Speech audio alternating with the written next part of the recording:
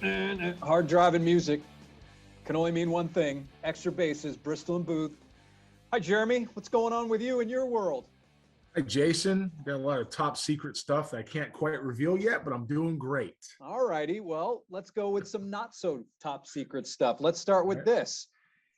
The vibe around Houston is that Jim Crane and James Click owe the fans an explanation on why they could not match a deal for Carlos Correa.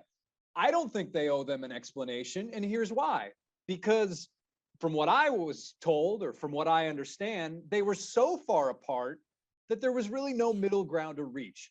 A team has their parameters, and a player has his parameters, and there was no way they were going to meet in the middle.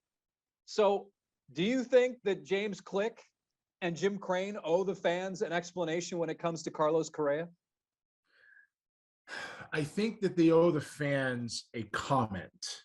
I think they owe the fans what I would call a baseline, kind of what you saw today from Jim Crane, an appreciation letter, which is very much put out by the PR department. I'm sure heartfelt in some number of ways, but they owe the fans that because Carlos Correa was a big part of the franchise and a big part of the city. And look, I mean, just the fact that he got the deal he got from the Twins says he's a pretty good player, right? So we're not talking about somebody that the fans didn't get in touch with, or somebody the fans didn't connect to, or somebody, as fans should, they kind of feel like the players are, they identify with them. It's the logo. It's the Houston Astros. It's not the Jim Crane Astros, right? So, it has to do with that. An explanation, I think that's a little bit tough. I do think that Carlos Correa got more money out of this deal as far as even the AAV than obviously anybody else in the game was willing to do. Okay. That means 29 other teams said no. Not one, not two, 29. Okay. This particular team said yes, and only on a short window because they have some younger players in the system that they're going to try to eventually come out and play short.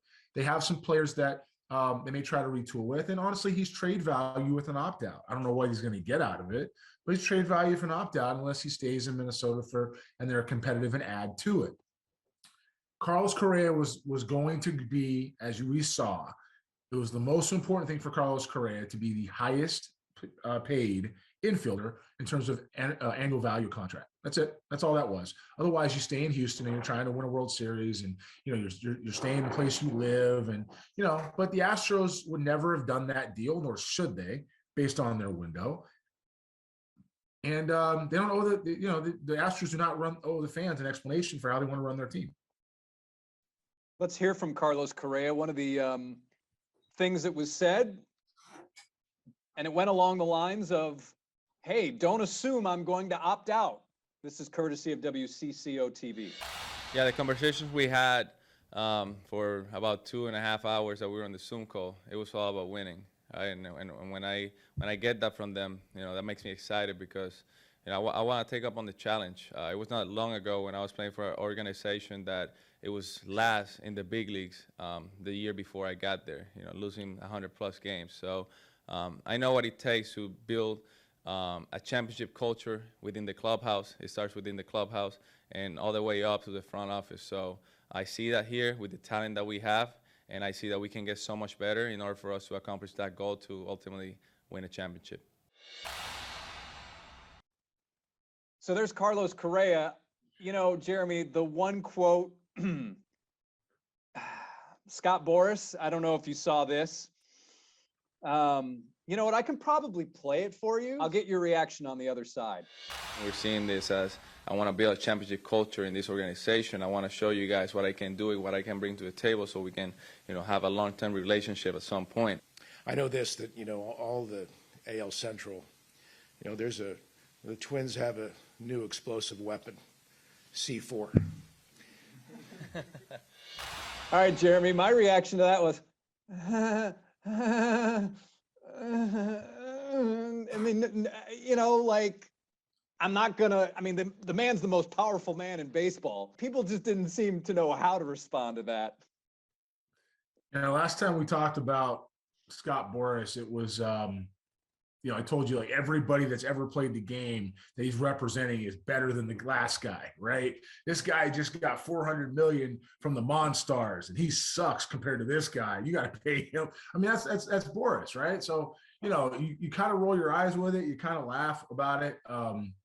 You know, I don't see Carlos Correa staying in Minnesota long term unless they make a real commitment to win. If they make a real commitment to win, and they pay the money to put for the people around him, because they're short, they're better. He obviously makes them better. Some of the other moves they made it better. You know, they made the Twins better, but they're short right now. If they put some money around him, maybe he stays. If they don't, he's going to opt out and he's gone. I don't think it's a coincidence that both him and Xander Bogaerts have an opportunity to hit the free agent market again next year at the end of 2022 with all the shortstops that came off the board this year. Got to remember, we all thought, and you and I remember, but fans listening to this, people were listening to this, the entire industry said Correa was going to get the biggest contract out of anybody. Now he did. He got the biggest annual value. But as far as like the years and the dollars, that's 4 other guys got more than he did, right? Whether it's Baez, whether it's Story, whether it's Seager, whether it's Simeon, Correa was last on that list as far as longevity and dollars. So now you're going to turn around and you're going to get Bogaerts and Correa bidding against each other. The Boston Red Sox already prepared for it. They got Trevor Story with an opt-out he can't really get out of. They get a chance to keep him. They locked him up for 6 years. They re-signed Devers to an extension. They're preparing for Bogaerts to leave and somebody to slide over, right? So Bogaerts is going to opt out, Correa is going to opt out, and they're going to go head up. The question remains, is somebody willing next year to do what they weren't going to do this year? Because the teams that paid the players they paid are not all of a sudden going to turn around and decide to pay him. Right? It still has to be somebody who's left on the market. Now, I do believe that the Astros, Jim Crane and James Click, they won't address this, but if there's an explanation that needs to be had, it's what happened with Trevor Story. How involved were you? And the fact that Trevor Story eventually got 6 years and 140 million, was that like a deal breaker? Maybe the Astros were only offering 5 years, because to me, that guy would have been such a great compliment to what they've got going, and knowing that Carlos Correa was not going to be around anymore. And you even pointed out about how he would play in Minute Maid Park. Yeah. So, you know, my thoughts are real direct, and, you know, again, we know they listen to us. So we'll, you know, I'll say this as clearly as I can. They don't owe anybody an explanation. Jeff Luhnow didn't owe anybody an explanation for how they run their organization and make their decisions. They have that right. They're in those seats, and Jim Crane, it's his money. And you know what? You got the right to do that. That said, it doesn't mean that you're not up for second guessing or questioning when it comes to running a championship organization where everything you do seems to be working against that championship goal, if it means going over 5 years for a player, right? That doesn't make any sense to me. The market dictates to get good players at this point, especially middle of the diamond defenders that can hit, it's longer than a 5-year deal. I get not going to 10, but not going to 7, not going to 6, not, you know, sticking at 5. That doesn't really sit well with me. Not getting creative as somebody who would be making decisions, or somebody who has talked to our GMs who have done that in different levels. While the 10-year contracts don't work out, and they don't work out, 6 and 7 years can. You see Marcus Simeon's got a pretty good deal. Correa was at least worth that deal. And so to not be able to put all that stuff on paper and to grow with somebody like Trevor Story or Baez when that's the going rate, I got a concern about that, because what it tells me is that the Astros are now headed to a situation where they won't come off a formula that doesn't work in today's game when they don't have the system that Bobby Heck and staff left for Jeff Luhnow and Mike Elias, right? How's Mike Elias doing in Baltimore as proof? Yep, that's about how he's doing in Baltimore. They don't have anything. They don't win the big leagues. And something else is they've offered people money to go play there. And I can't tell you how I know this, but I know this. They've offered people lots of money to go play there, and everybody said no. Why? Because they don't want to be in that type of environment. You have to have a commitment to players, and you have to have a commitment to win. So while the Astros don't owe, again, anybody an explanation, they definitely raise some red flags as what the organization can look like by either misevaluating their system, which I promise you they've done that, or not going above 5 years for premium defenders that can hit. That's a concern. It was very interesting to see some of these tribute videos for Carlos Correa put together by fans and various, I don't even know what you would call them, Twitter accounts, production companies. And to watch draft day and to see Bobby Heck so prominently featured, and yet most people around baseball don't even consider Carlos Correa a Bobby Heck guy. And we've talked about this, but I just found it very interesting because, again, front and center, along with Jeff Luhnow, is Bobby Heck. Yeah, so I gotta edit that a little bit for you. Most people outside of the scouting world in baseball associated with Mike Elias, and I say that because all of us in the scouting world at that time, and those of us like yourself who have paid attention to actual history, don't allow it to be rewritten by Jeff Luhnow and Mike Elias. The biggest trick the devil ever pulled was convincing people that he didn't exist. Okay. And I'm telling you right now, it's exactly what these guys did when it came to Carlos Correa and Lance McCullers. And even Carlos Correa, Mike Elias did. No, Bobby Heck drafted you. Get it together, right? He was playing to get a $700 million deal for 4 months. That's what he wanted from the Orioles. And so he was trying to get that done. Bottom line is, yes, those of us that remember this, how this went down, those of us that are bent on keeping the scoreboard straight a little bit, are watching the failure of the Houston Astros minor league system right now, not with glee. I said this was coming years ago. Like, I'm not happy that it's bad. It's bad, right? And when you look at what the Orioles have done, guess what? They got a couple guys at the front. 2 of them were not drafted by Mike Elias. A couple guys at the front. And how's that? Yeah, that's bad too, right? And look at some of the players that we took back then, we being the Houston Astros, J.B. Bukauskas. Yep. Seth, I need another beer. Nope. Okay. You could go Seth Beer League. You could do that. Seth Beer League. We're not going to do that, though. We're just going to stick with Seth Beer. They haven't performed. So, look, Bobby Heck left the cupboard full. His staff did an excellent job. David Post and Clarence Johns and the area scouts that were all here, and they did a great job in building that organization. And guess what? You got a decade out of it. And so if you're not going to continue paying at the big league level because you know you don't have anything in the system, especially coming off 2 years with no first or second rounder, right? Coming off that time frame, I got questions. Seth Beer has had a bit of an issue with his shoulder.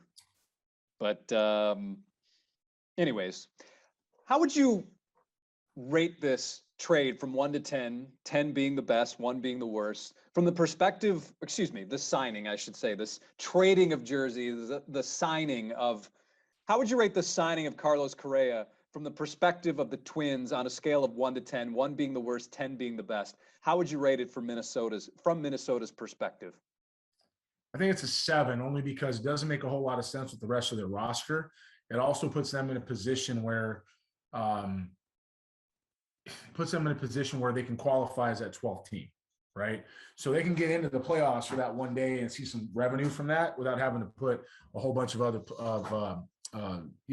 high-end stars around it. Now, they're not a bad club. Don't get me wrong. They're not a bad club, but they're not finished yet, right? If you're going to sign Correa with that type of money, you need to add more to it. So I think it's a 7. Let's see. We get, those guys, when you make a deal like that, everybody should sit back and watch where that's going to go.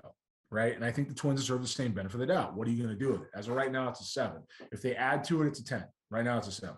Well, I think they would argue that they have taken steps with Sonny Gray, obviously, and then having Buxton. So I think that they would argue that they are taking steps to be a better baseball club. I'm not arguing that. I'm just saying it's not enough. It's not enough yet. Are they getting better? Look, I was the highest scout on Sonny Gray ever in high school and in college. Even won a stake out of it, out of saying he was going to go in a certain spot and somebody else was going to go after him. And maybe we'll talk about that when the Angels come to town, and I'll introduce you to somebody who actually you've met this person before. We could talk about that little situation right there. But I can tell you this at the same time, it's just not enough yet. And it doesn't mean that they're not making moves. It's just not enough to justify that type of a contract. Correa joins a club with several holdovers from the AL Central titles in 19 and 20. Byron Buxton, Miguel Sano, Max Kepler, and his new double play partner, Jorge Polanco from KHOU Yeah, they're not bad. It's like I said, just not enough. They're better. He makes them better. Some of the moves they made are better. They're not just not enough yet. Pitching, I think, is where they definitely fall short. Yeah, that's it's about right. A lot of people are falling short on the mound, but that's because we're trying to throw as hard as we can and, not worried about where it's going. So that's not pitching, that's throwing. And people are going to back up, and big league hitters can time a Learjet, so they're not worried about it. One of the first videos we saw of Carlos Correa in Minnesota was Carlos on the field mentoring Royce Lewis, who, of course, is the former #1 overall pick. And so this is interesting. I did not know this. Correa took Lewis's #4, but paid him back with a watch, very expensive watch. That's how it's done. Good for Carlos. Back to the Astros. You've got this idea that Jeremy Pena is going to be the starting shortstop. On a championship level club, how long do you give Jeremy Pena to establish himself? Or because of what's around him, his leash will be a little longer than, say, someone else? His leash is going to be longer for two reasons. Number one, he's playing short, and he's going to be able to pick it up and execute. I think everybody knows he can do that. Okay. The second reason it's going to be a little longer is because there's nothing around him or nothing in the system to trade to go get a top tier shortstop or a first division shortstop. Pena is going to have to be that guy. The question is going to be, where are we 3 months from now? And I know we talked about 6 weeks or so. You get to the All-Star break and he's hitting about 205 and he's an automatic out in the lineup, and the other guys around him, Goodrum and Diaz, can't pick it up, right? You're going to see some moves happen. I don't know what that means because, the market's going to evolve one day at a time, and we'll see what happens when we get that far. But he's going to have every opportunity to play shortstop in the big leagues unless he shows he absolutely cannot handle it. And the versatility of Goodrum is certainly one of the best things about him. The bat is suspect, but Astros fans, he's basically a backup type guy, right? Yeah, but what you want to do with Pena is you need some offensive production to balance it out. It is possible to have some kind of a caddy, and I'm not saying he can't hit, but he just got there, right? The question with Pena is always going to be offense. He's defense over offense, which is fine for a shortstop, but the question is going to be what does he do at the plate? You're also asking him to step in for somebody that hit 25 home runs and hit 280 and just got paid $35 million. Like, that's unfair to do to a rookie. It's just that's not fair.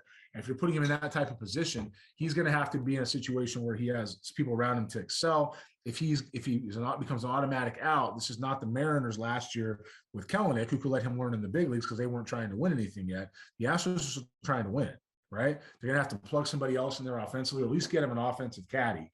And I don't know who that is yet.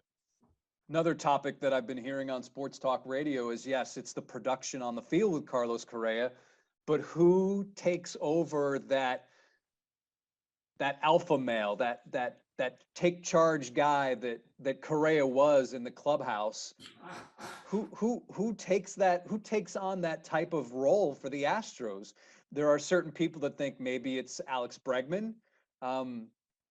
Jose Altuve, it's not in his personality. I think it's pretty safe to say that he leads in a different way. Yep. I don't know if a pitcher can do that because he's not on the field all the time. Justin Verlander he's a different, that's not his role, I don't think. I have an idea of somebody who could potentially become that guy, but I'm curious who you think is best equipped to step into that role. I don't think that every clubhouse needs it. I think that, clubhouses are the best when they're individual guys that can come together. I don't think people need, the rah-rah stuff gets old pretty fast. Carlos, he, that was his way of doing things, right? Look, you look around the infield, you got Gurriel, you've got Altuve, you've got Pena, who that's not going to be it. You've got Bregman at third base. You got an outfield of Michael Brantley, Kyle Tucker. Who am I missing? Oh, McCormick. Well, in center field at this point, it's either McCormick, Siri, Myers, Right. So some that's sort of it's not combination. them. It's not them. And you've got Jordan Alvarez and Jason Castro, Martín Maldonado. That's your team, right? So if you're looking at your rosters there, I'm going to go with Maldonado or Bregman. And the reason why I'm saying Maldonado is because he's behind the plate. He does have that personality in him. He knows how to relate to people. He's a field general. Bregman's going to do it in his own way, but I honestly am saying I don't think they need it. I don't think these guys need somebody to motivate them. Veterans don't need that. You don't need somebody, coming up behind you blowing smoke to make you play hard. You know what's out there. You know what you're trying to do. You've been here before. Rookies might need that, some mentoring and some pump up, and hey, slow your heart down a little bit. Look where veteran guys. You think Alvarez needs somebody in his ear telling him what to look for? Oh, bad example. You think Alvarez needs somebody in his ear trying to pump him up and promote him? No, you don't need that. I'm gonna go play, man. I'm gonna go hit. That's what I do. I wake up today, I get 3 hits, I go back to bed. That's Jordan Alvarez. I don't need to do anything else. Okay. So I don't think they need it, but I do think Maldonado or Bregman. Once again, you stole my thunder. To me, it's Maldonado. I mean, for all the reasons that you mentioned, and I think that he's a cool cat, man, on Twitter and the things that he's been doing. And I think now that Correa's gone, I think that perhaps some of that field general is going to shift to him, and it's going to be different. It's going to look different. Carlos Correa, getting into the ear of a Framber Valdez on the mound during a playoff game saying, settle down, don't worry about them. I don't think we'll ever see that again, but I think Maldi in his own way can get those messages across. Maldi or Bregman have to be the two choices. Have to be. Yeah, I think it'll be a Maldonado.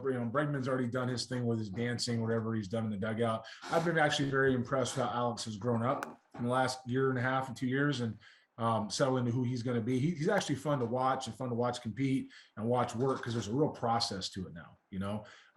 There's a real understanding of what he's trying to get done on a day-to-day, basis in the big leagues. And a lot of that stuff, and unless you've done it, and I'm going to say this for myself included, unless you played in the big leagues like these guys have, like actually done it, you don't know what it's like. These guys have to get on the field every day and look around and understand how to compete at the highest possible level. It is incredibly difficult. However, they have to do that to get themselves motivated to play, to get themselves to perform. That's their own process. But watching Alex grow into who he really is now has been lots of fun. He's gone from somebody that was sometimes tough to take to somebody that can lead. And that's a pretty big transformation, right? He should be proud. He's not going to be the type of guy to be proud of himself, I don't think. I don't think he needs to hear he should be proud of himself. I think it should be noted that when you look at guys like Altuve and Alvarez and Bregman and Brantley, and Castro, you're looking at Gurriel, you're looking at a very low-key team. These guys are all veteran. Let's go compete, hustle every day. Yeah, we're going to be excited when we win, and we're going to show the emotion. This is not what we call an eyewash team. This is a very, very – this isn't – and no disrespect, because this is how he had to do it. This isn't what time is it. This is we're going to play baseball, and we're just going to beat you, right? Those type of teams are really fun. And I think, honestly, that's more telling about this city, because that's how the city approaches it. We're just going to go beat you. And that's how they do it. So I think they got the right team on the field, and I understand why the moves they made were the ones they did. I think they left Story out. The Story definitely fits that mold too, but the Astros, we'll see, and they got a window to try to compete. And we'll see if they have, I don't know if they have the pieces to add something at the trade deadline, but it's certainly from a salary perspective, a payroll perspective, it does leave them some room to add a few pieces. But my guess, and granted, this is so far ahead in the future, Sure. It's going to be a similar type situation as what we saw before last year's trade deadline. They traded a Toro to get a Graveman and added, gosh, I can't remember. Who's the pitcher for the Marlins there? He was the Marlins closer, and I can't even remember his name now. Does he even have a team? Huh? It was Garcia? Yeah. Is he even on a team? White Sox. Okay. Maybe I'll edit that part out. Just kidding. All right, Jeremy. I don't think we have enough time to do one of your past scouting reports, so we'll do that next time. I'll give you a And- scouting report right now. Okay. All right. My scouting report that I'm gonna go give you is I'm gonna break down Jeremy Pena. Okay, I'm just give you a full scouting report on what he is. Jeremy Pena is a 70 defender. Depending who you ask, it's a 6 or a 7 arm. He can run. He's got good instincts. He's going to pick the ball up. He's going to execute defensively. He's going to hit the bottom of your order. It's probably a 4 bat. It's more likely a 3 bat, but it's enough to defend himself. And a championship team, if he's somebody who can give you a bat and turn the lineup over, he can play shortstop every day. Okay. Now, that said, it might be something that goes out and it's a 60 bat all of a sudden, which won't happen because that's Bregman and Altuve, but it'll be more than enough to take care of business, I think, eventually. All right. So if the Astros fans can stay patient and Pena can live into his own ability and figure himself out at the big league level, he can play shortstop here. Tell you this much, he looks the part. Does look the part. I mean, he's an 80 when it comes to looking the part. He looks the part. No question about it. But then again, there's been a lot of guys who looked the part and couldn't play a lick. More of the guys that look the part that couldn't play a lick than guys that look the part that can. Just saying that. So. Oh. All right, Jeremy. If you have questions, comments, concerns, please leave them below and we'll answer whatever questions that come in.